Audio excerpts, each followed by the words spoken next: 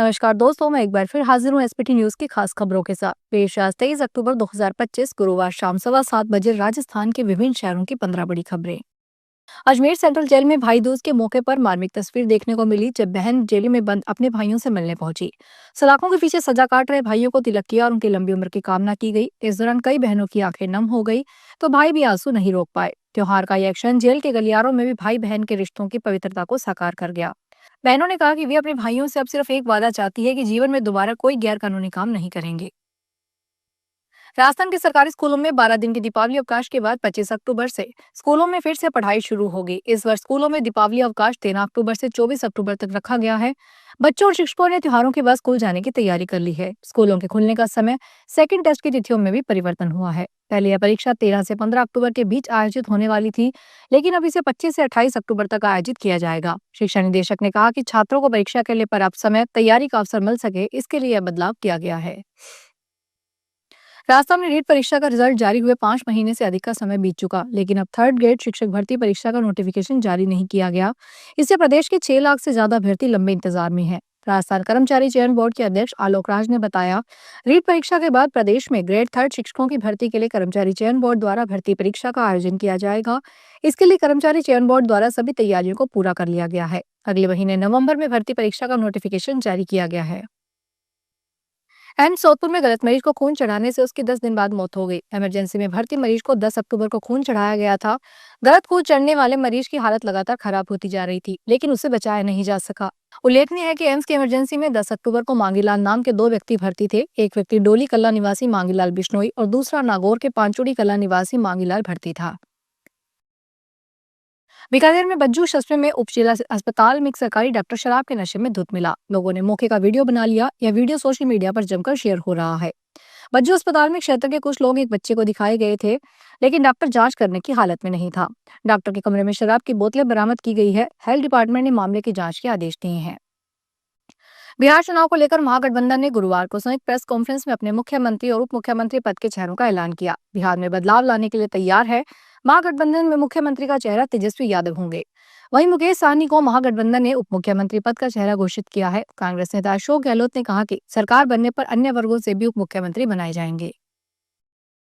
भैया दूज के पर्व पर आज विश्व प्रसिद्ध खाटू श्याम जी मंदिर में भक्तों की भारी भीड़ है। आज बाबा शाम की मंगला आरती सुबह 5 बजे हुई, तब से श्रद्धालुओं का श्याम मंदिर की ओर से रेला लगना शुरू हो गया।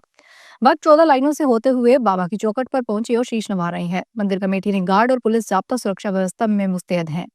शाम भक्तों की श्रद्धा और उल्लास से खाटू श्याम जी पूरी तरह शाममय है। खास बात यह है कि आज बाबा शाम अपने भक्तों को अपने मूल स्वरूप में दर्शन दे रहे हैं।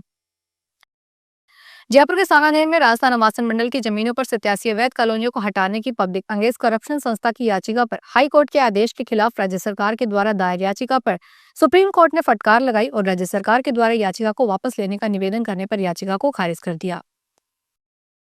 अजमेर के पंचसल से स्टीफन चौराहे पर गुरुवार सुबह ऑटो पार्ट्स की दुकान में भीषण आग लग गई। आग की लपटें देख आसपास के लोग मौके पर इकट्ठा हो गए। दुकान मालिक के साथ अग्निशमन विभाग की 3 गाड़ियां मौके पर पहुंच गई। आग पर कड़ी मशक्कत पर काबू पाया गया। कृष्णगंज थाना पुलिस आग के कारणों को लगाने में जुटी है। दुकान मालिक के साथ अग्निशमन विभाग की 3 गाड़ियां मौके पर पहुंच गई। आग पर कड़ी मशक्कत पर काबू पाया गया है। हिमाचल प्रदेश के 3 जिले चंबा, मंडी, कांगड़ा के ऊंचे क्षेत्रों में आज 23 अक्टूबर हल्की बारिश और बर्फबारी हो सकती है। मौसम विभाग ने इन जिलों में बारिश और बर्फबारी और तूफान का येलो अलर्ट जारी किया है। अन्य जिलों में मौसम साफ रहने का पूर्वानुमान है। वहीं बीते 48 घंटों के दौरान ऊंचे पहाड़ों पर गिरी बर्फ को देखने देश भर से टूरिस्ट पहाड़ों का रुख कर रहे हैं। बर्फ देखने की चाहत में ज्यादातर टूरिस्ट रोहतांग पास पहुंच रहे हैं और बर्फ के बीच मौज मस्ती कर रहे हैं। भीलवाड़ा जिले के मांडल कस्बे में हर साल दिवाली के अगले दिन एक अनोखी परंपरा निभाई जाती है। यहाँ का गधा मेला न सिर्फ देखने लायक होता है, बल्कि ग्रामीण संस्कृति और कृतज्ञता का प्रतीक है।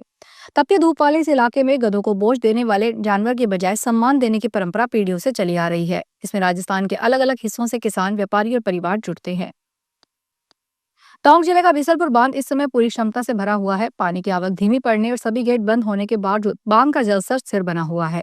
एक्सपर्ट्स का अनुमान है कि इस बार बांध नवंबर तक खाली नहीं होगा, जिससे जयपुर, अजमेर, टोंक जिले की पेयजल सिंचाई जरूरतों पर कोई असर नहीं पड़ेगा।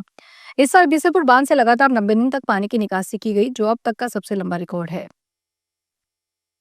राजस्थान के औद्योगिक विकास को एक और बड़ी सफलता मिली है। खिलौड़ औद्योगिक क्षेत्र में 1200 करोड़ रुपए के निवेश करने जा रही इलेक्ट्रिक व्हीकल निर्माता company PMI electro mobility solution private limited की रिको द्वारा 65.56 एकड़ जमीन आवंटित की गई है। यह भूमि 206 करोड़ रुपए की लागत वाली है और कंपनी यहाँ एक अत्याधुनिक इलेक्ट्रिक बस निर्माण प्लांट स्थापित करेगी।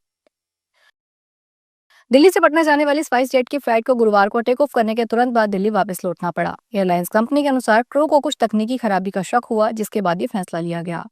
एयरलाइन कंपनी ने बताया कि एयरक्राफ्ट को डिटेल्स इंस्पेक्शन के लिए ग्राउंडेड कर लिया गया है। दिल्ली के इंदिरा गांधी अंतर्राष्ट्रीय हवाई अड्डे पर विमान की जांच चल रही है।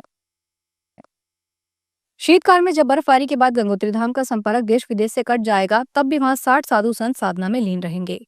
कई सालों से चली आ रही प्रक्रिया के तहत साधु संतों ने जिला प्रशासन से धाम में शीतकालीन प्रवास की अनुमति मांगी है। यह साधु संत गंगोत्री से लेकर तपोवन तक साधना करते हैं, जो कि शीतकाल के 3 माह तक, जब गंगोत्री धाम कई फीट बर्फ से ढक जाता है, तब भी गुफा या कुटिया आदि में कैद रहकर आध्यात्मिक साधना में लीन रहते हैं। फिलहाल इस बुलेटिन में इतना ही। फिर हाजिर होंगे बड़ी खबरों के साथ।